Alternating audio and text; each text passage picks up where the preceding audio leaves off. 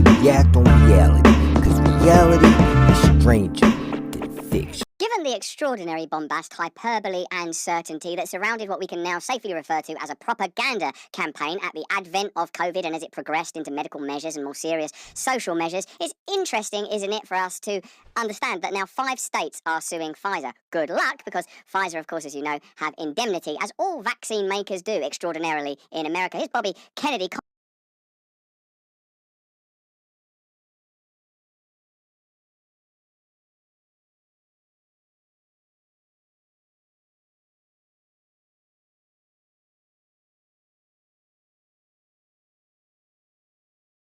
In April 2020, which is about 4 or 5 months after the vaccine was authorized, came this 2 large studies that together sort of confirmed that the spike protein was toxic, and that it was causing all these weird things that we've been learning about for the last year and a half, I guess, at that point, about what COVID can cause, all these strange things, heart attacks, strokes, the diarrhea, the stomach issues, all sorts of different issues. And I was sort of shocked by that finding, because we'd made a vaccine that makes our body produce spike protein.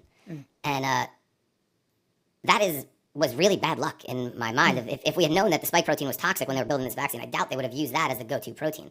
So that was my initial concern. Then the follow-up concern was the public response to this discovery, which was saying things such as, oh, the spike protein in the vaccine is different than the spike protein in the virus. And my thought was, well, that's not good either, because if it's different, then it won't work. It has to be the same. That's how this whole thing sort of works. And then there's this idea that it just stays in your arm, and at the time there wasn't good biodistribution data. And in general, as a physician, I mean, if you inject something into an arm, it's pretty unusual for it to stay in the arm. And if we're just boosting it over and over, is that all just staying in your right bicep just keeps getting bigger and bigger from the amount of injections? It didn't make sense. We later learned there was biodistribution.